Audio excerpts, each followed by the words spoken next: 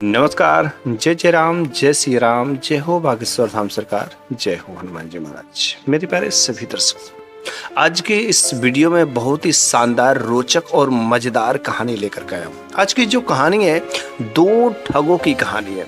वास्तव में यह कहानी आपके दिल को छू जाएगा, साथ ही साथ आपके जीवन में आपको बहुत कुछ ऐसी नई चीजें भी सिखा करके जाएंगे। इसलिए आप इस कहानी के अंत तक अवश्य ही बने रहिएगा।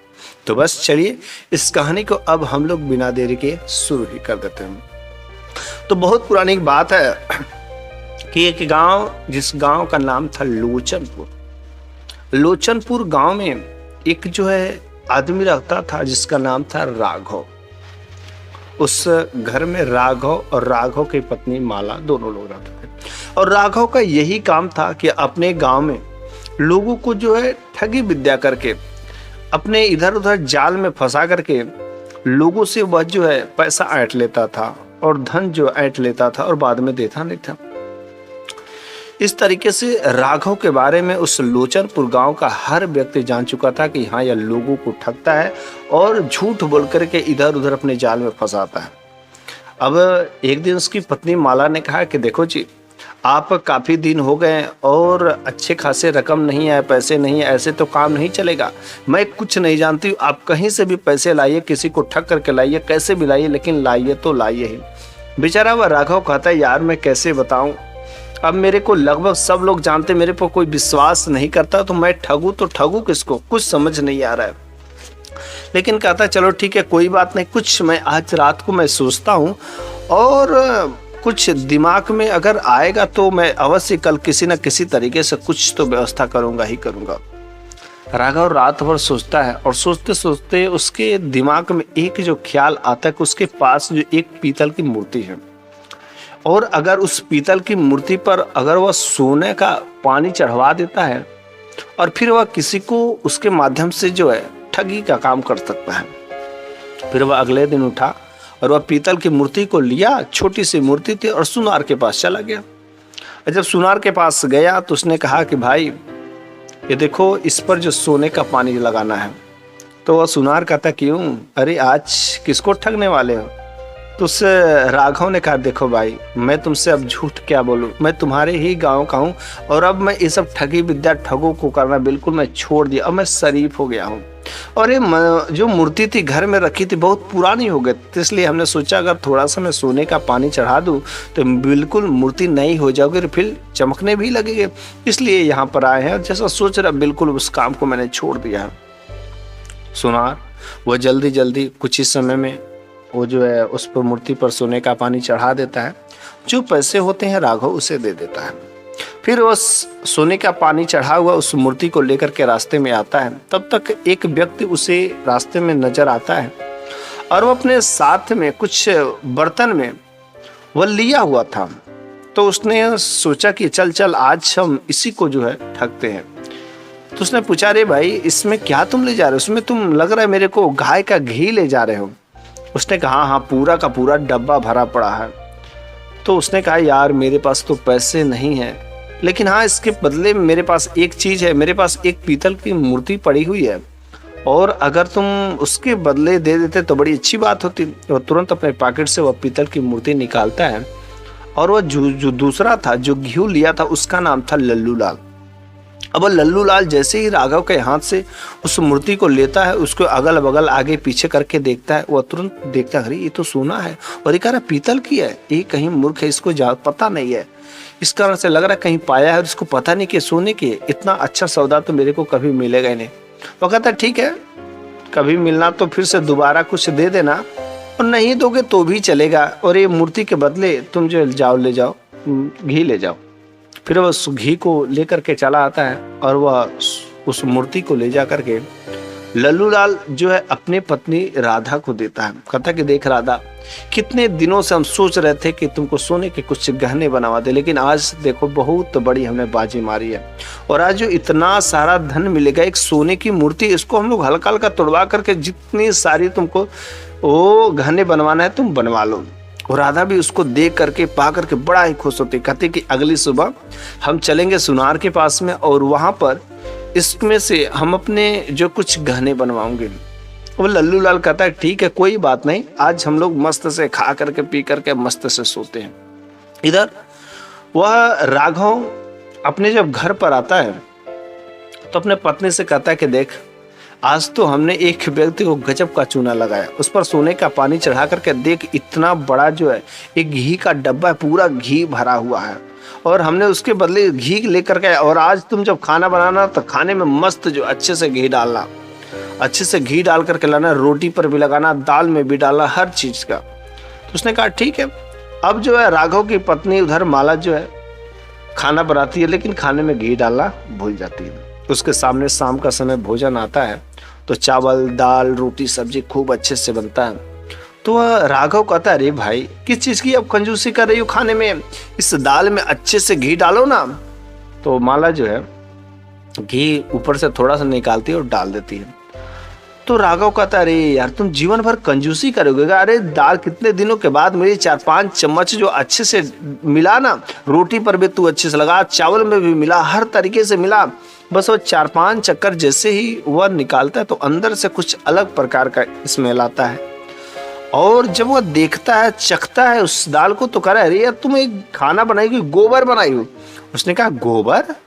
तो कहता कि अच्छा गोबर तो मैंने नहीं बनाती लेकिन रोज का खाना तो अच्छा लग रहा है, क्यों गोबर जैसे लग रहा है। फिर वह बड़ा सा कलछुल लेता है और उसको शक होता है कि कहीं ये डब्बे में तो नहीं कुछ है, और जब वह डब्बे में कलछुल डालता है तो पूरा का पूरा अंदर जो गोबर भरा पड़ा रहता है। अब वह समझता है करी यार कैसा घी है, और वो उस घी को रख देते हैं सब। उधर सुबह होता है, लल्लू लाल की पत्नी राधा जो है उस मूर्ति को उठाती है और ले चलती सुनार के पास में और चलती है अपना कुछ गहने बनवाने।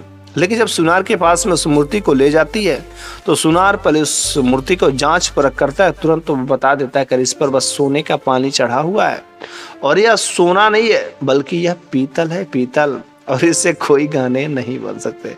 बस राधा का दिमाग खराब हो जाता है, वह बस भगी भगी दौड़ी दौड़ी आती है और उस पीतल को अपने पति के ऊपर लल्लू लाल के ऊपर फेंक देती। कहते अरे वो तुमको चूना लगा करके चला गया, चूना, और देख तू समझा कि मैं जो अच्छा काम किया, नहीं नहीं देख तेरे से को भी ठग गया।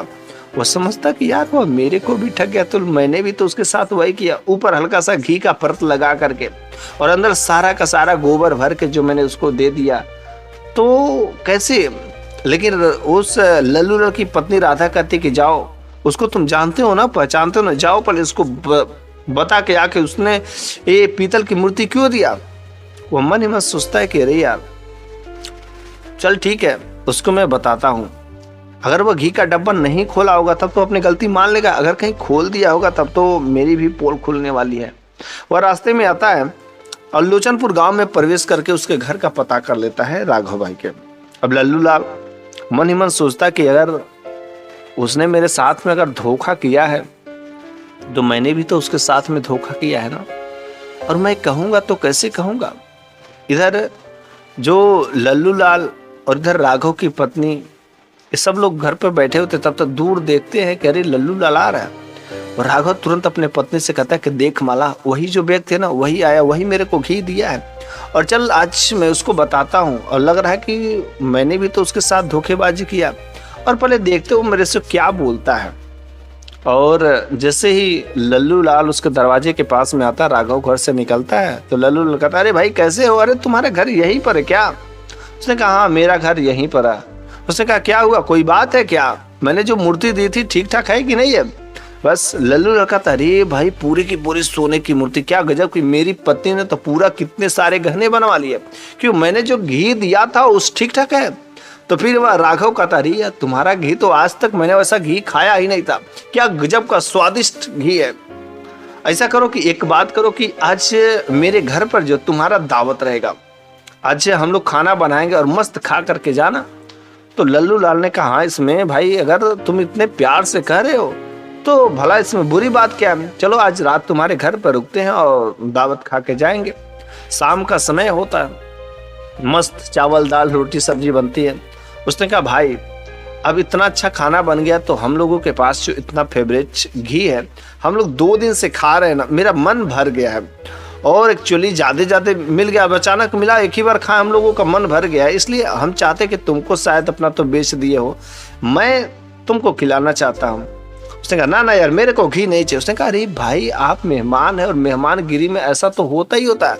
मस्त वो अपने पत्नी माला से कहता है कि देखो माला, जो मेहमान आए हैं ना मेरे दोस्त हैं, और इनकी थाली में तो मस्त 4-5 चम्मच घी, रोटी में भी लगाना हर तरीके से। और रात के समय में गोबर वाला घी का बेचारा व लल्लू लाल को खाना पड़ जाता है।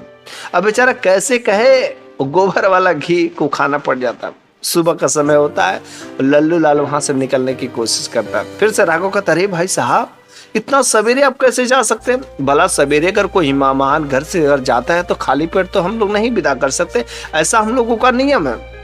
तो भाई तुमको खाना खा करके ही जाना पड़ेगा। और फिर सुबह के समय में भी वह गोबर वाला घी से खूब स्वागत कराए सब। बेचारा लल्लू लाल को गोबर वाला घी में दाल, गोबर वाला घी में रोटी खाना ही पड़ा। क्या करे, उसका ही दिया गया था, भला वह कैसे अपने गुड़ को खट्टा कहे। बस खा करके वह कुछ दूर चलता है, कहता है कि भाई अगर मेरे मेहमानबाजी में, मेरे स्वागत करने में किसी प्रकार की कोई कमी हो गई तो मुझे माफ करना।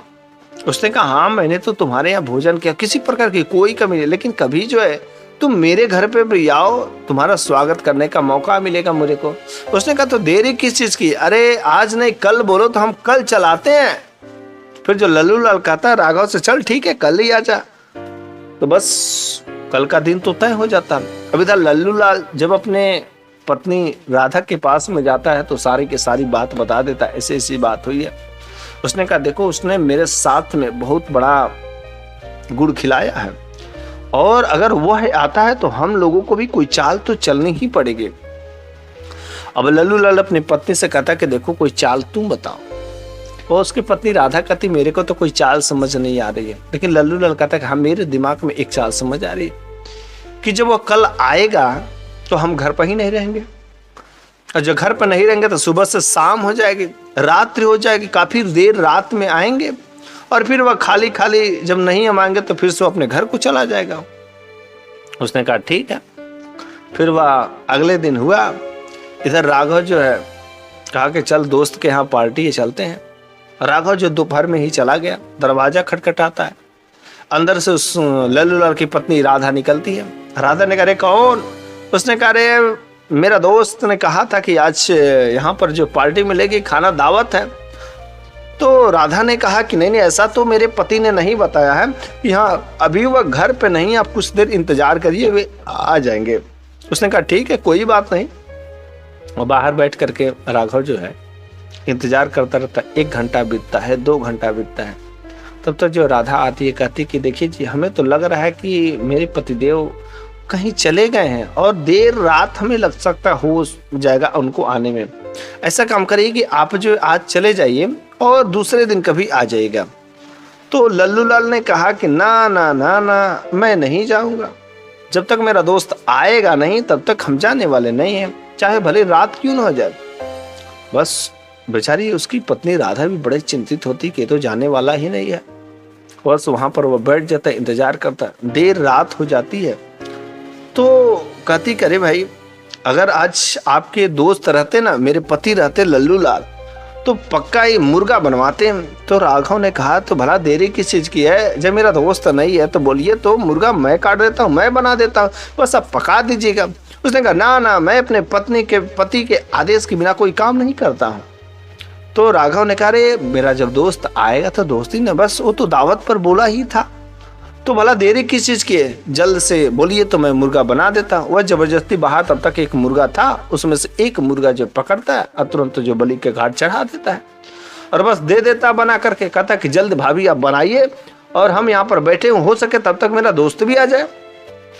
रात 10 बज जाती है और उधर लल्लू लाल जब आता है तो देखता करे ये तो राघव अभी भी बैठा हुआ है, यार गजब का इंसान है, और देख करके इग्नोर करना चाहता था, लेकिन तब तक राघव की भी नजर पड़ जाती है। उसने कहा अरे भाई तुम आ गए, अरे मैं तुम्हारे इंतजार में यहाँ पर कितनी देर से बैठा हूँ, चल ठीक है कोई बात नहीं है, भाभी मुर्गा बना रही है, मस्त खाना मिलेगा। उसने कहा मुर्गा बना रही है? वह अंदर जाता है तो सारी बात पता चल जाती है, अरे भाई मुर्गा बन रहा है। उसने कहा देखो चाहे जैसे भी इसको तो दावत खाना तो नहीं खिलाना, कुछ ऐसा उपाय करना पड़ेगा कि जिससे इसको भूखा ही हम घर पर वापस लौटाएंगे। जैसे इसने मेरे को गोबर वाला घी जो खिलाया, मेरे को दिन नहीं भूल रहा है। उसकी पत्नी भी कहती हाँ जी। तो उसने कहा कि देखो हमारे पास एक चांदी का बर्तन है और एक जो कांसे का बर्तन है, तो दोनों बर्तन में जो है खाना निकाला जाएगा और चांदी वाले बर्तन में उसको दिया जाएगा, कांसे के बर्तन में हम खाएंगे। लेकिन चांदी वाले बर्तन में जो है कुछ बस सूप बस रखा जाएगा और कांसे का बर्तन जो में खूब सारी की सारी जो है मुर्गा का पीस चावल इसमें रखा जाएगा और हम कांसे में खाएंगे और ये इसको खाली दिया जाएगा। और रात्रि का समय रहेगा तो बस सो तो पता ही नहीं चलेगा। यही बात हुई। शाम का समय हुआ, खाना के निकालने का वैसा ही रखा गया। अब जो चांदी की बर्तन वाली बात आई तो चांदी का बर्तन इसके आगे रखा गया, कांस का उसके आगे। कांस वाले में पूरा माल भरा हुआ था, चांदी का बर्तन खाली था। तो उसने कहा देखो भाई तुम जो मेहमान हो और मेहमान का ही हमारा काम होता है कि स्वागत करना, इसलिए चांदी वाले बर्तन में तुम खाना खाना और कांसे वाले में हम खाएंगे। बस लल्लूलाल समझ गया कि मेरे साथ जरूर कुछ धोखाधड़ी तो होगा ही होगा। इसलिए उन्होंने सोचा ना ना ना, ये तो मैं बिल्कुल नहीं कर सकता हूँ। तुम मेरे दोस्त हो और मैं तुम्हारे घर पर आया, मेरे को कोई खास इज्जत नहीं चाहिए। मैं बेइज्जत इंसान हूँ, मेरे को कांसे में ही दे दो, मैं कांसे में ही खाऊंगा। अब मैं चांदी में तो बिल्कुल नहीं। तुम मेरे को मेहमान समझते हो, मैं ऐसा बिल्कुल नहीं समझता। मैं घर का हूँ, इसलिए भैया तुम मुझसे बड़े हो, तुम जो चांदी वाले में खाओ, मेरे को कांस वाला दे दो। उसने कहा ना ना ना, ऐसा काम मत करना। बस राघव जो है लल्लूलाल के हाथों से कांसे वाला बर्तन छीन लेता और चांदी वाला बर्तन उसको दे दी जाती। अब इधर जो है राघव की बुद्धि तो तेज निकल जाती है। लल्लूलाल जो है बड़ा पछतावे में पड़ जाता, उसके हाथ में चांदी जिसमें कुछ था ही नहीं, खा लेता। अब वो खाली केवल वैसे चाट रहा है, इधर जो मस्त राघव खा रहा है। लेकिन तब तक जो है लल्लूलाल खाते खाते उसका हाथ रुक जाता, सोचने लगता है। तो राघव ने कहा अरे भाई क्या हुआ, क्या किस सोच में डूब गए। उसने कहा खाया भाई देखो आज देर रात हो गई और अब हमें लग रहा है कि हमारे घर में रोज एक जो है भूत आता है, एक दानव आता है और वो हम लोगों को खाना छीन करके ले करके चला जाता है। भाई अब वो हम लोगों को नहीं छोड़ेगा। उसने कहा यार जो भी हो आज उसको तो आने तो दो, उसको मैं बस, मेरे को बस भूख लगी, मेरे को खाना खाने दो। और तब तक जो उसकी पत्नी ने दीपक को बुझा दिया और जैसे दीपक को बुझाएगा तुरंत इसका दोस्त लल्लूलाल कहता अरे अरे अरे, वो लग रहा कि दानव आ गया, अब छोड़ेगा नहीं। अरे देख देख मेरा बर्तन लेकर के गया, मेरा बर्तन लेकर के गया। तब तक जो है वो लल्लूलाल जो राघव का कांसे वाला बर्तन छीनने लगता है और जैसे छीनने लगता है राघव तुरंत लल्लूलाल का हाथ पकड़ लेता है और जैसे हाथ पकड़ लेता है कहता है अरे भाभी जी जल्द से लाइट जलाइए, बस पकड़ा गया दानव। आज के बाद ऐसा दानव पकड़ा है ना, वो छोड़ेगा नहीं, आज वो चला ही जाएगा। वो चिल्ला रहा है अरे मेरे को छोड़ दो, मेरे को छोड़ दो। उसने कहा ना ना मैं बिल्कुल नहीं छोड़ूंगा, तुम मेरे दोस्त को हमेशा परेशान करते हो ना, मेरे दोस्त का खाना ले जाते हो, आज मैं तेरे को खूब दूंगा। अब वो हाथ पकड़ के खींचे जा रहा, अरे मेरे को छोड़ दो, मेरे को छोड़ दो। उसने कहा क्या मैं छोड़ दूं, तुम बहुत परेशान करते हो ना, आज के बाद तुम्हारी दानवगिरी खत्म कर देंगे। अरे कहता है कि नहीं नहीं अरे मेरे को छोड़ दो, मैं तुम्हारा दोस्त लल्लूलाल हूँ, लल्लूलाल हूँ। तब तक उधर पत्नी उसका दीपक जला देती है। जैसे दीपक जलाती है तो राघव देखता रहे तो लल्लूलाल ही है। बस तब तक लल्लूलाल सारी की सारी बात बता देती, कहता देख दोस्त तू जीत गया, मैं हार गया। हमने तेरे को चूना लगाया और तू मेरे को भी चूना लगाया, लेकिन नतीजा मुझ पर भारी पड़ गया और मैंने तुमको जो भूखा ही सुलाना चाहा, लेकिन दोस्त मेरे को माफ कर दो। मैंने भी तुम्हारे साथ धोखा किया और तुमने भी मेरे साथ धोखा किया, लेकिन तुम जो जीत गए। मेरे प्यारे सभी दर्शकों, आज की इस कहानी के माध्यम से हम एक ही बात कहना चाहते हैं कि अगर हम किसी को धोखा देने की कोशिश करेंगे तो कुदरत का कुछ ऐसा करिश्मा होता है कि भगवान भी मेरे साथ वो ऐसा ही धोखा दे देता है। तो धोखा देने वाले के ही साथ में धोखा मिलता है, इसलिए हम कोशिश करें कि किसी के साथ में कोई चीटिंगबाजी न करें, वरना एक दिन कुदरत जब हमारे साथ खेल खेलेगा तो जीवन लीला ही समाप्त हो जाएगी। तो बस आज की ये कहानी आपको कैसी लगी है कमेंट बॉक्स में जरूर बताइएगा। मैं अगली वीडियो में कुछ ऐसी ही नई शानदार जबरदस्त कहानियां लेकर के हाजिर हूँगा। तब तक के लिए धन्यवाद।